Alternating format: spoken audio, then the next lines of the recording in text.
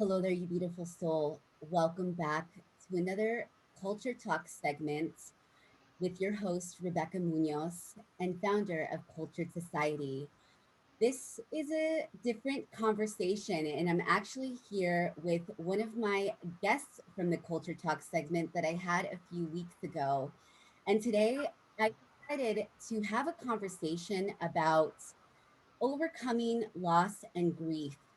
I recognize that this is something that many people are experiencing in this current moment and have been experiencing for the last year. It's been a significant challenge for a lot of people to overcome.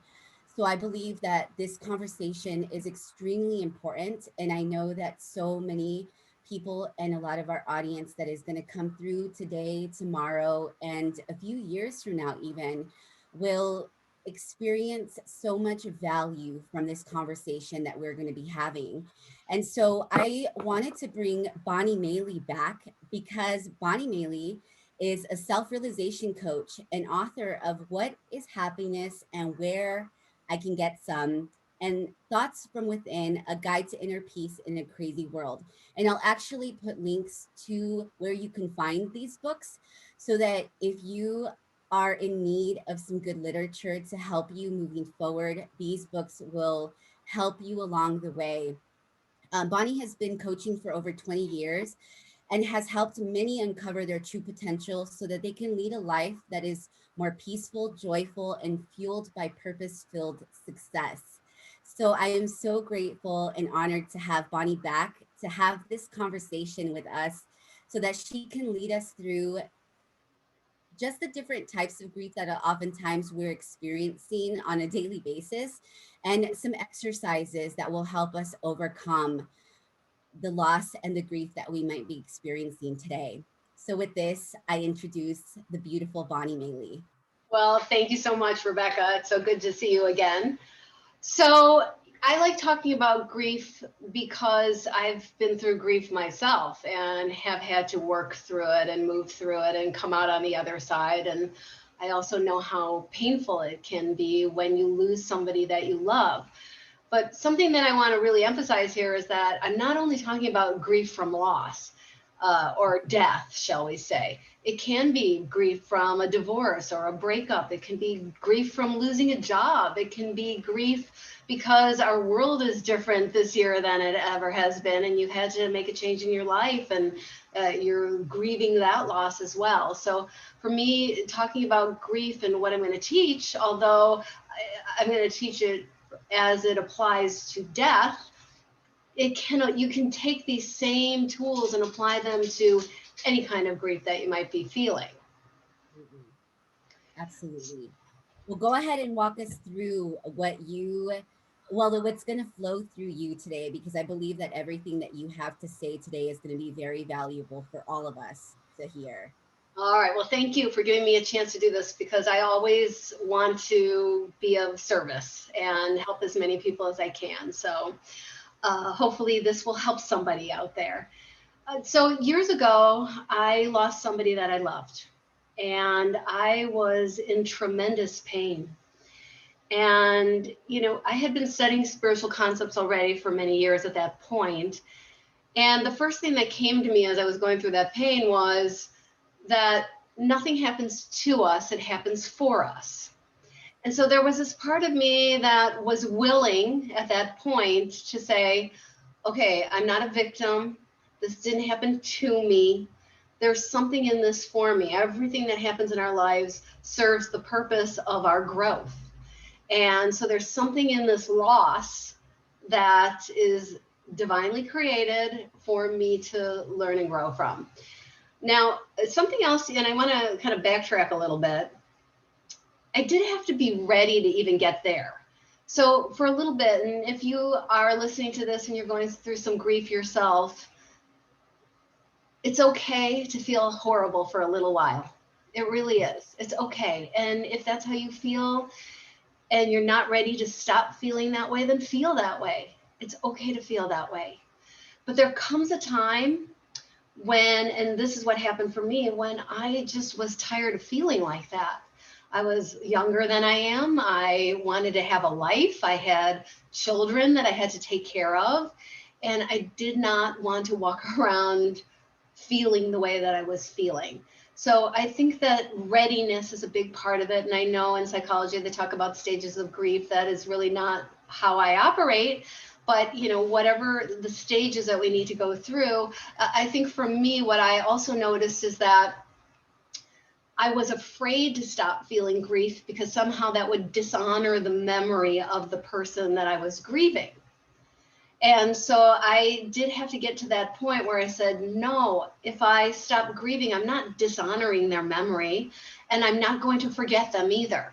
And I think that's one of the reasons we hold on to the pain. So what I came to, and what I was actually able to talk to myself about, was I will always have them with me. I will always have their memory. But why do I have to have pain around that memory? Why can't I have love and gratitude around that memory instead? And so this is when I was ready to say, okay, you need to work through this grief. You're ready now. You're tired of feeling the way you're feeling. You know that this happened for you, that there's some benefit to it. Maybe you can't see it right now and it's awful painful, but it's time to move on, and I won't lose that person or be dishonoring them by moving forward and being happy in my life. As a matter of fact, the person I lost would be happier if I was happy. So, and I think a lot of people can say that about people that they lose in their lives. So, I got to that point and I said, okay, what do I know about everything that I've ever studied and read about spirituality that I can use to help me get through this grief and only have that memory of him? And one other thing I want to say, having been through it and gotten to the other side, you never lose that person you lost. They are with you. They are with you in spirit. They are with you energetically. I can feel it right now. I got chills. They are with you in things you say and words you use and idiosyncrasies you've picked up because you've spent time together. They're still with you. And, we don't die. Our bodies may die, but we don't die. And again, I knew that at the time that I was going through the grief. And part of me was like, yeah, right. But they're not here and I can't hug them and I can't kiss them and I can't talk to them. But something about going through this process makes me, even to this day, feel them in my life. So I know they're still there for me. Absolutely. And that's one of the things that's really hard to accept, especially if you lived many different phases with this person. And like you said, it's not just through death, right? Because oftentimes through our transitions, we tend to lose people, because I almost like to think of like our transitions as seasons, and even like the tree, right? Where the tree loses its leaves, and then in the new season, in the new fall season, it develops or blooms new leaves. And I like to think of our losses oftentimes as our seasons. And when we can look at it or with that perspective, it's a lot easier for us to be able to accept that. Don't you agree? Oh, absolutely. And, now again, I can look back and say, nothing happens to you, it happens for you. What did I gain from that loss? I gained a greater level of acceptance. I gained a greater self-awareness into pain and what it does for me, and really blessing the pain and understanding that the pain is a gift telling me something. And so this much higher level of self-awareness came as a result of that loss. I don't think I would be the teacher that I am today if I hadn't had that loss and learned all the things that I learned through that situation in my life. So what ended up happening is now I'm at that place where I'm ready to get out of the grief and move beyond and start my life over like the leaves on a tree when they grow back. And the first thing that came to me was I would pass a place where we had been to together, and it would trigger pain. There would be certain triggers that would trigger the pain. And so the first thing that I remembered at the point of readiness was something I read in a book called Loving What Is by Byron Katie. And Byron Katie said, I have never experienced an uncomfortable thought or an uncomfortable feeling that wasn't caused by attaching to an untrue thought. And back at that time, that had made such an impression on me. So the first thing, I'm passing a place we'd been to together. Now I feel the pain. And I say to myself, wait a minute. Pain is because I'm attaching to an untrue thought. So I created a little step for myself. I started to make this into a little step process so that I could work through the grief.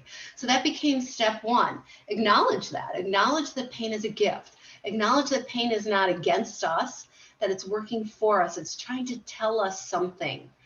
Just like when you put your hand on a fire, the pain is not working against you. The pain is telling you, get your hand out of the fire. And so I started to really sit with that whole idea that the pain that I was feeling was telling me something about what was going on in me that actually needed to be addressed and healed. Now, the other thing that I realized is, and this is just through a lot of self-observation, is that every thought I have has a feeling that corresponds with it in the body. And so I kind of connected that with the pain must be related to something I'm thinking. So then the next step was I started to explore, well, what am I thinking? And here's what I was thinking. I'll never have anybody like this in my life again. I'm not whole without him. Why did this have to happen to me? And what's funny is once I started to be aware of what was going on in my head, I started to laugh while I was crying. And the laughter was all about this self-awareness. It was one of those aha moments. Well, no wonder you feel so horrible. Look at what you're thinking. Then I thought, well, why am I thinking that?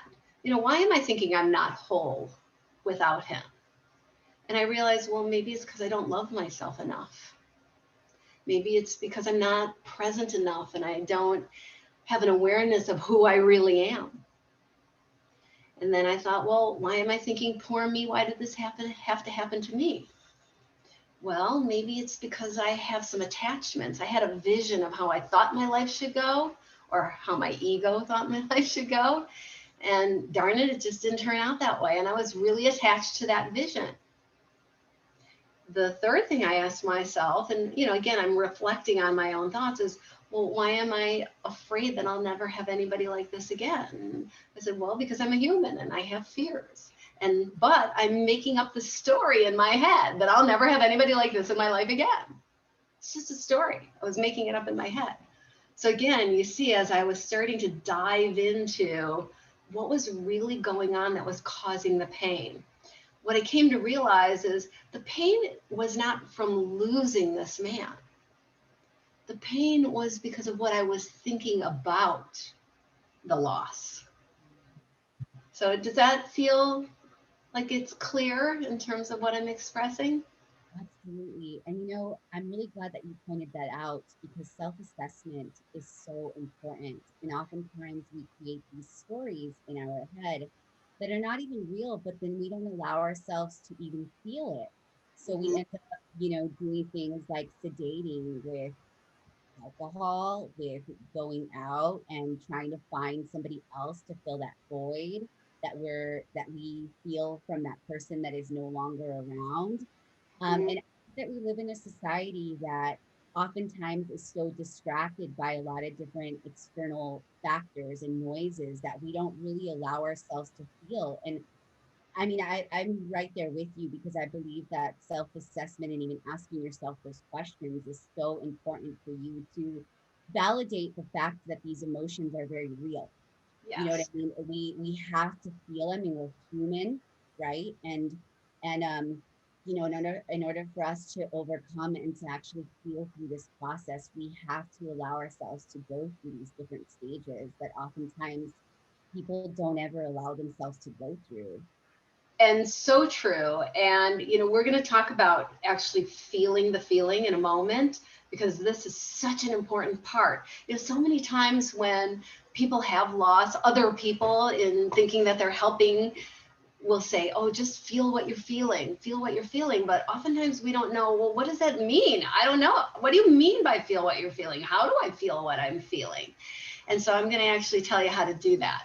But I also was really astounded, really thrilled actually by this awareness that the pain was really being caused by a story I had in my head.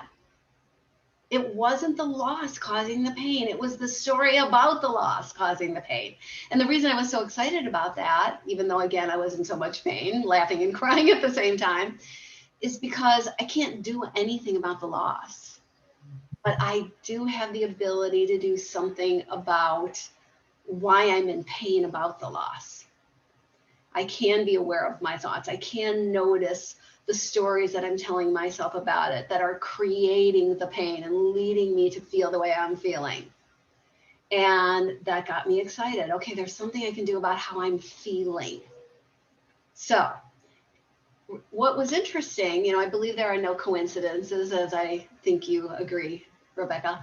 Right before that loss, somebody had turned me on to a book called, I think it was called The Power of Focusing. Carol Weiser Cornell, I think, is the author. And this whole book is about moving into your feelings as opposed to avoiding them. Normally when we have uncomfortable feelings, and you mentioned this earlier, but what do? We hate them. We get mad at them. We get mad at ourselves for having them. We judge them. We try to push them away. We try to stuff them down with drugs and alcohol and retail therapy and sex and workaholism and just keeping busy, or we project it onto somebody else and we take it out on somebody else. One of the things that I believe and I've observed is that if I don't deal with my emotions, what happens? Then I start taking it out on everybody else. I remember when my kids were little, I was in the laundry room trying to get a hanger off of a pole, and it was tangled in the other hangers. And so I got angry. I had anger.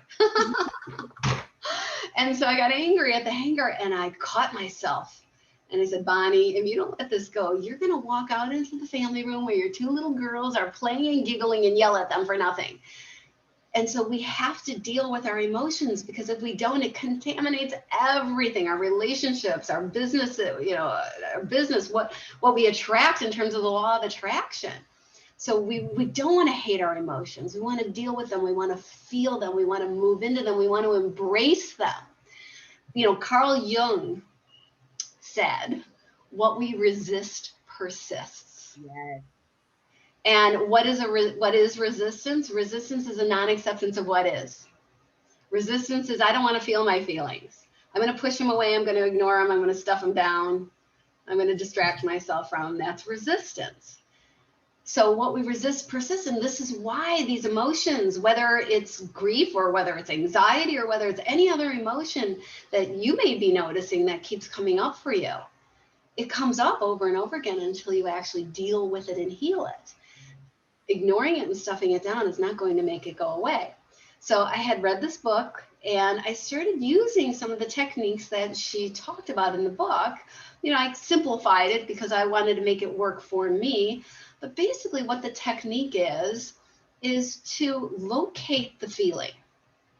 So the first thing I did, and again, I knew I needed to release this emotion from my body. How do I release this emotion? Okay, first locate it. And for me with grief, all of the pain was in my chest. Yeah. Now, I notice sometimes if I have stress, the pain hangs out of my stomach. If I have anger, it's like throat or shoulders. But with grief, right here, right here. So I located it, and then I closed my eyes and I described it. What does it feel like? And in the description, I got as graphic as I could. It feels like somebody took their hand has jammed it through my chest, has grabbed my heart, is squeezing it and twisting it. And at the same time, there's a lead ball with prickles all over it, pressing down on my diaphragm. So here's what I'm saying to you if you're a listener and you want to know how to feel what you feel so that you can release the emotion, release the feeling. You have to describe it. You have to close your eyes. You have to locate it and just describe it. Be like a little child. What does it feel like? Is it pointy? Is it prickly? Is it cold? Is it wet? Is it hot? Is it hard? Does it feel empty? Does it feel full? Does it feel dry? Does it feel tangly? Does it feel like rubber bands? What does it feel like? And describe it. And what's important, I think, about that describing step is it pulls you into the feeling. What we resist persists, but what we move into and embrace lifts away. So I had to embrace it. And that describing piece really made me move into that feeling. You have to move into it or you can't describe it. Then what I did with my eyes still closed is I just felt what I had described, which requires presence. You just feel it. There's no thinking in this part. There's no thinking. There's no analyzing. Just be present to the feeling. Feel the feeling. And so I sat and I felt it for about 20 seconds. And I noticed after about 20 seconds, there was a shift in how it was feeling. It was a little lighter. So I described it again. Okay, it feels like that fist is in there squeezing and twisting my heart, and there's still that lead ball, but the lead ball is a little lighter and a little smaller and a little smoother, and that hand is not squeezing quite so hard. And then I felt that. And I stuck with it for about 20 seconds, and I noticed another shift. And so I described it again. And that description was even less than the second one, and definitely less than the first. And so I described that, felt that description, stayed really present to it. Again, another 20 seconds, another shift. And I had kept going back and forth until the pain got so small that it was like, just like a little pinprick. And I took in a big breath and I blew it out. But now, because I had released the pain and I had released the emotion, I could do some things to help with my mind around all of this. And so I kind of went back and reflected back on what I had come up with in the second step, identifying the thoughts that are causing the feeling. And I said, I need to change those thoughts. And now that I've released this emotion, I can. Before I release the emotion, a lot of us who do this work and study these concepts, we know we need to change our thoughts, but it's darn hard to change a thought when you're feeling like this, right? Especially when we know that when you change the thought, you want to say it with feeling and emotion and visualize it and add that feeling to it. How can you feel that new thought when you're still feeling a broken heart? So I had to release that emotion. But now I was able again to go back to the second step. What was I thinking? And start working on shifting my mindset. So what was my first thought? I'm not going to be whole without him. So I had a new thought. I am whole. I am complete. I am everything that I could possibly want or need. And because we're creators, I also added a little creation statement. And my creation statement was, and every day I am knowing myself and I am experiencing myself this way more and more. Okay, what else was I thinking? Poor me, why did this have to happen to me? Now, whenever I have an attachment like that, or I'm hating what is, the answer is acceptance. And I like to use a little mini version of the serenity prayer. So I just say, I accept the things that I accept the things that I can't change. I trust that everything is exactly as it's supposed to be. And if it's causing me pain, it's giving me a growth opportunity. Thank you. And that helped me with that one. And, again, a creation statement. And every day I am accepting more and more and releasing and letting go and feeling that sense of acceptance and knowing that this is a growth opportunity for me. And then the third thing that was really causing a lot of pain for me was I'll never have anybody like this in my life again. So at that point I said, wait a minute, I'm a creator. I have the ability to create. I'm going to create right now, darn it. I have a beautiful new relationship in my life that harmonizes with me physically, mentally, in every way, emotionally, spiritually. I am attracting a beautiful man into my life. And I don't remember exactly what the thoughts were, but they were all along that line. I did a little gratitude there. And then after all of that, I felt better. But sure enough, a couple days later, I passed another place that triggered the pain, and I had to do the process again. So I did it, but I felt better. And then a week later, I passed another place, and it triggered the pain again. And I did the process, and I felt better. But here's what's beautiful about this process. You are first acknowledging that pain is a gift. It's here to tell you something. And so that's what you're starting with. This pain is here to tell me to redirect, to change, to get out of my story, that I'm not my story, that my stories are not serving me, they're not my truth, they're not helping lead me to happiness or my desired outcomes. Thank you, pain. So that's the first step. I'm acknowledging that. Second step, well, what is the story? Identifying the story. What is the story that's causing all of this pain? Third step, now the pain, I can feel it in the body. I'm going to release it. And then I'm going to change the story, which I can now do because I've released the pain. Now, what's really interesting is about this process is, yes, you'll have to do it multiple times. I've had I used to have a tremendous fear around money. I decided I wanted to overcome it. I used the same process to overcome fear around money. I'd catch the fear. I'd, thank the pain for alerting me. I would recognize the thoughts. I would feel the emotion, release it, and then change the thoughts. I think you can do it around money too. You can do it around anything. And so the beauty of it is it does give you immediate gratification. You always feel better when you do it. But you do it and you do it and you do it, and all of a sudden, the old feeling, the old emotion, that old stored up stuff, the old thinking, the old story, you shift it.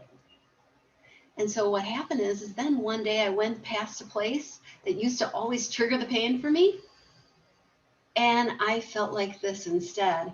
Thank you, universe, for bringing this beautiful man into my life and for taking him out. Because you know what? I am whole, and I'm accepting more than I ever have. And I'm attracting some beautiful new people into my life. And I kind of went, oh, what? You just had a different response to something that used to trigger your pain. And it was like a moment where I went, whoa, you just reacted differently. But from that day forth, I had never had pain around that loss anymore. Just these beautiful memories and gratitude and just wonderful feelings about having had this person in my life and even having him taken from my life, because it changed me and made me grow and made me stronger and made me more aware. And it made me create this process that I just shared with you that I teach all my clients. And it's a process that I use for anything, anytime my button gets pushed. Anytime I feel worried or fearful or anxious or overwhelmed or whatever, I just use the same process. So if you are going through some grief, this is I'm not sharing this because I read it in a book. I'm sharing this because I did it and I was in a lot of pain. And it got me through and it got me to the other side. So I think with that in mind, Rebecca, I'm just curious, as a listening to me talk about this process, do you have any questions or any comments or anything that you'd like to add? Absolutely. It's interesting that you talked about feeling these sensations, the physical manifestations of these emotions in our body, because Hmm. oftentimes we forget that we are spiritual beings living a human experience and that we tend to always exchange energy. We're always exchanging energy with others, with the experiences that we're having.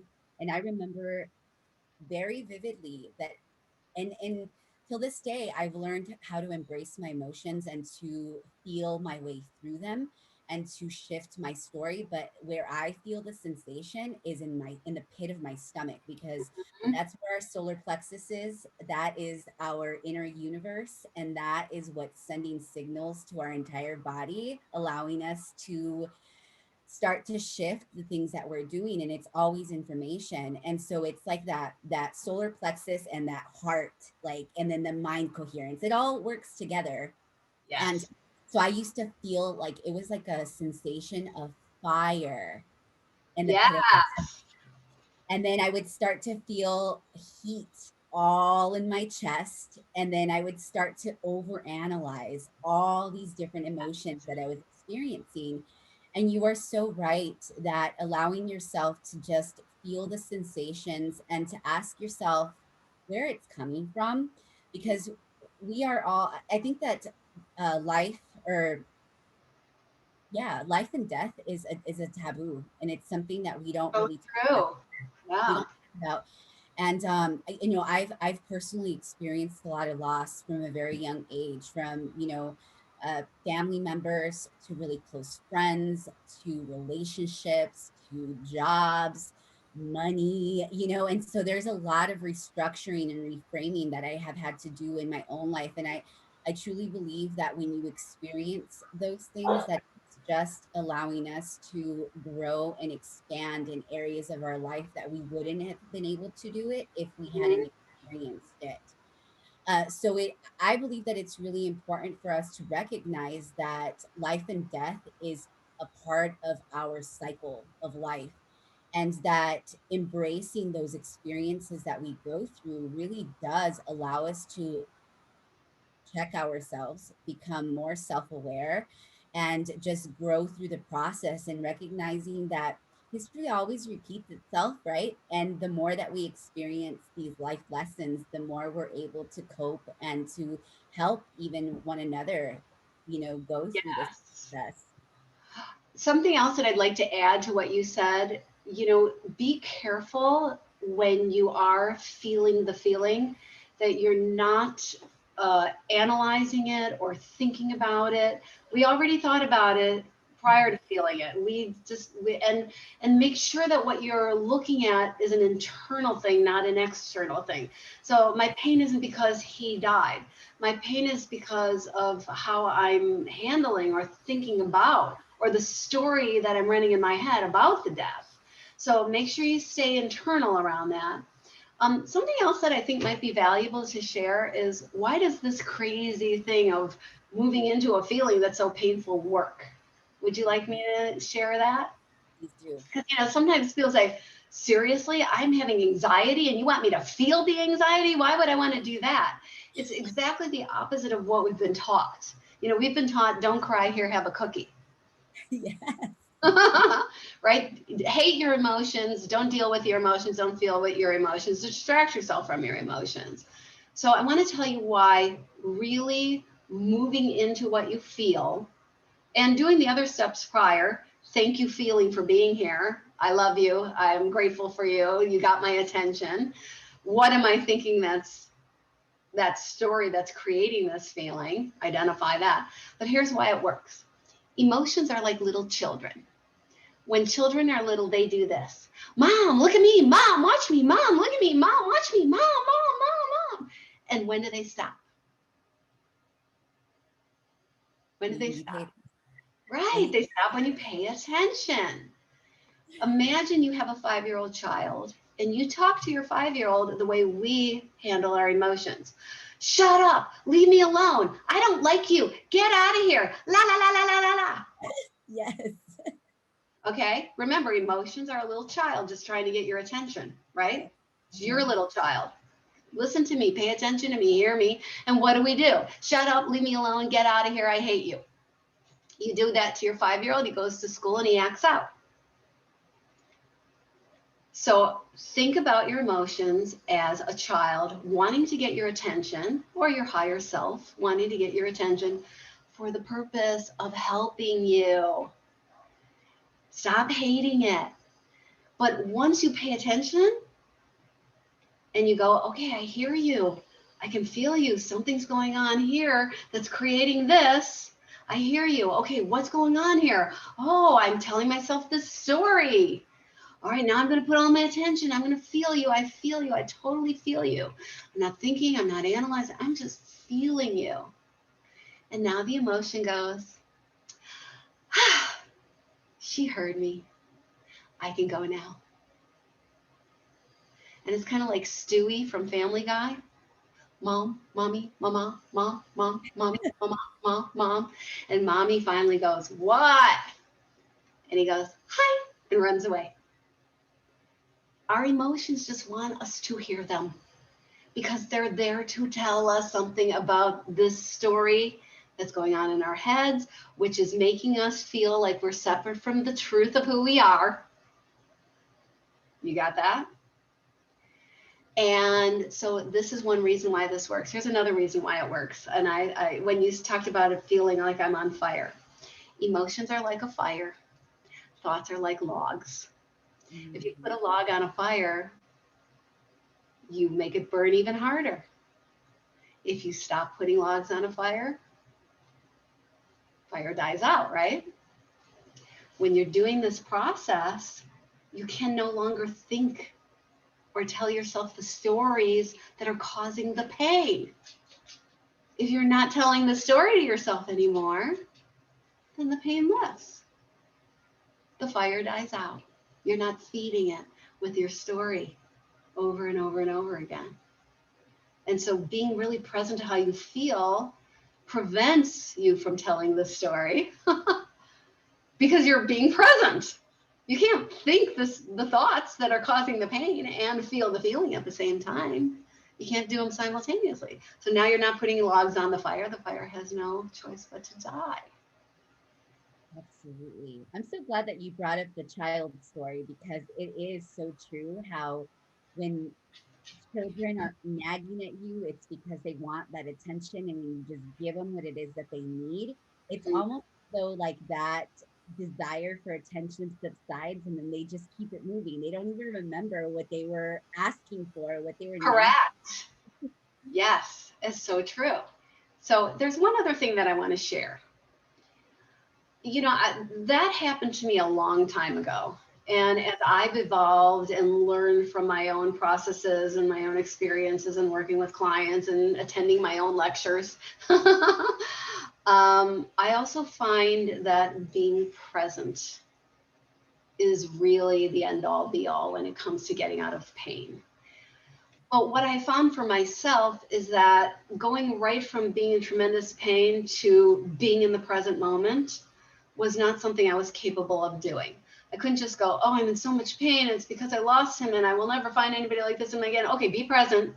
I wasn't able to do that. And maybe there are people that can, but I could never do it. And so I want to give my clients an opportunity to work through and then get present. So what I find now is what I really want to do is teach everybody how to get into a relaxed state before they get present. But that makes it easier to then become present. And so I still, even myself to this day, will use that process because it'll get me out of the pain. It'll release the emotion from my body. It'll change the story that I'm telling myself in my head. But ultimately, there really isn't any story at all. The truth of who we are is, an extension of God. The truth of who we are is a part of all that is. The truth of who we are is an expression of God. So we already are whole. We already are everything that we could possibly want or need. And no matter how many ways we change our story or change our thoughts, we're still not in that experience.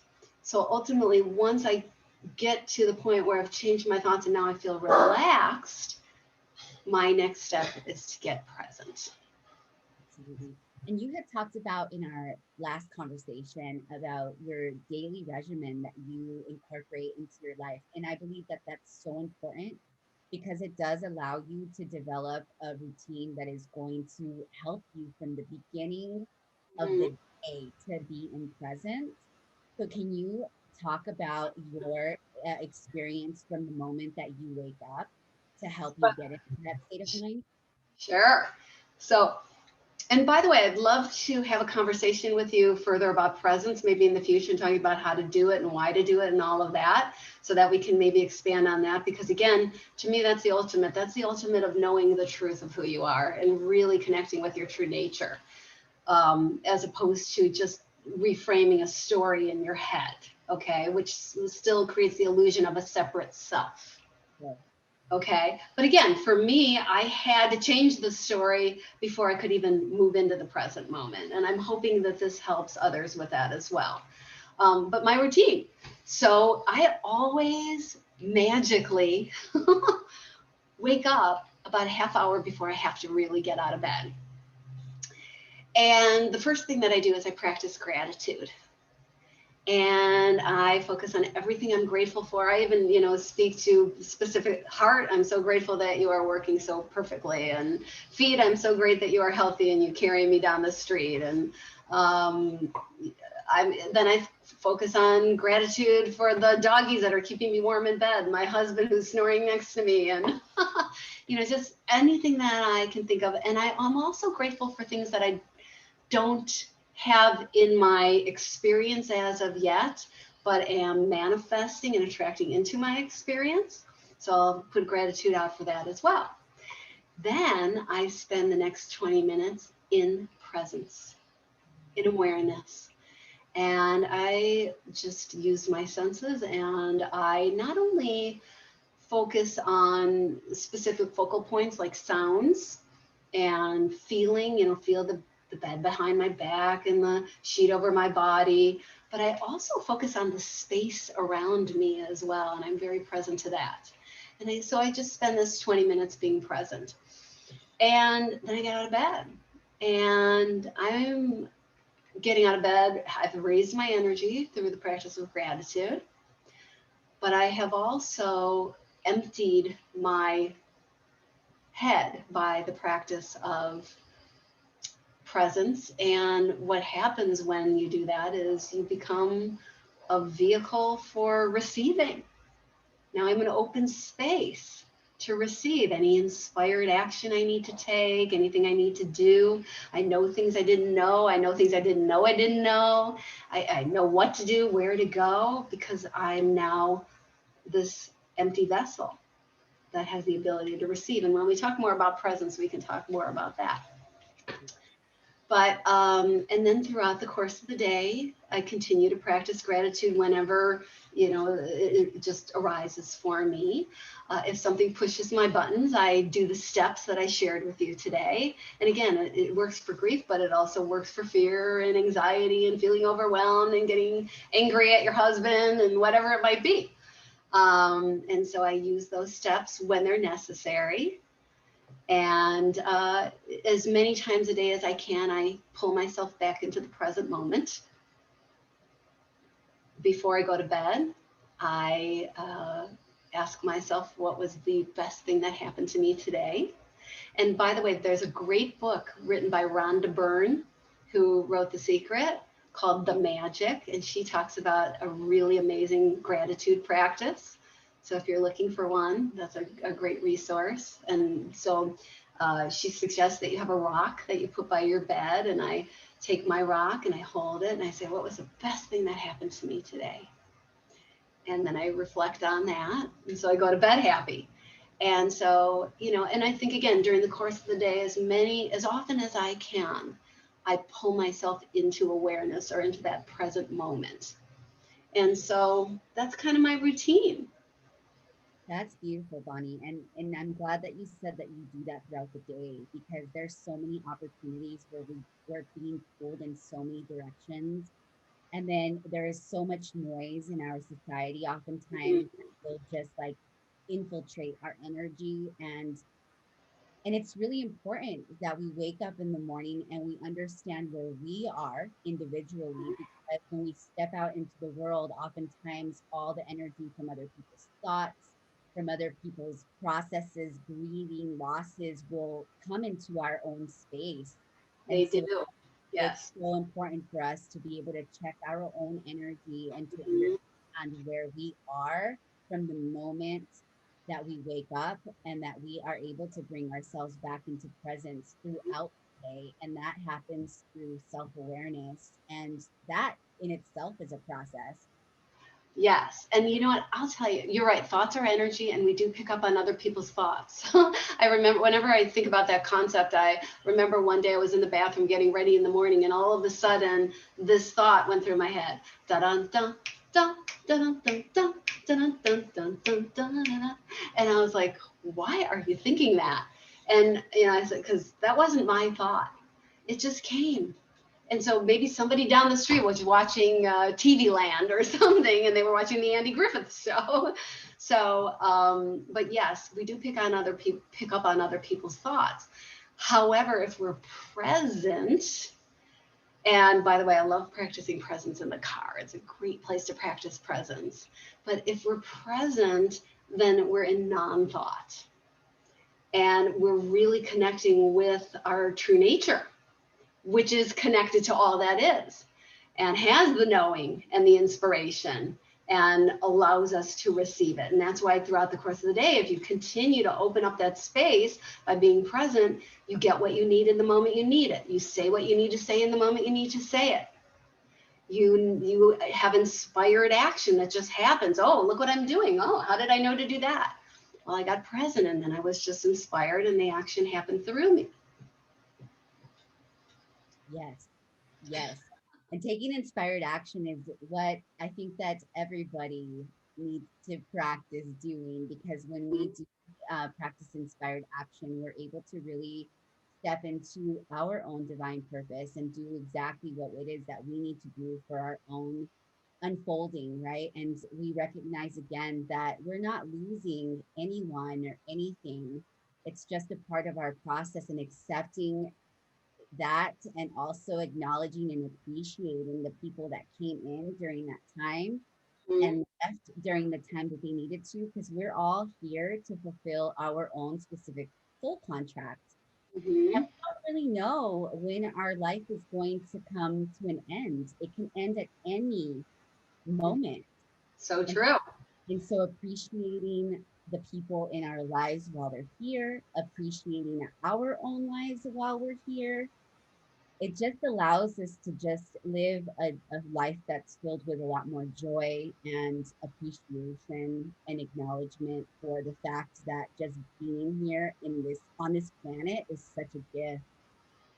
It's truly a gift. I agree. And again, the more that you can let go of the stories in your head, the more you'll recognize that they are just stories. They're not who you are. That everything that's going on in my head is just a story. I can change the story, and I can change what I attract. I can change my energy. I can change what I am experiencing. I can do this and change my story. So therefore, it's fleeting. It's just a story. And the Mhm. more you recognize your stories, the more you recognize your stories. And then the less of negative effects they have on you, because you know it's just a story that I'm telling myself, or an identity that I've given myself by telling myself a story. Absolutely. Oh my gosh, Bonnie, this was so amazing.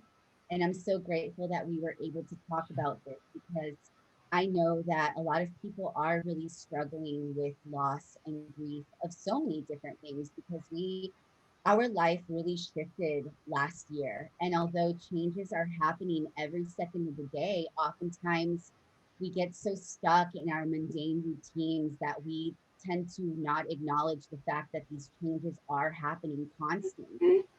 And when we are able to adapt to these changes and flow through our life with a lot more ease, we Mhm. are able to accept and let go as time progresses. And again, we just never know when our time is going to end. So accepting it and just having joy through the process will allow us to really just experience life to the fullest and recognize again that our Mhm. life is such a gift, such a gift. So true.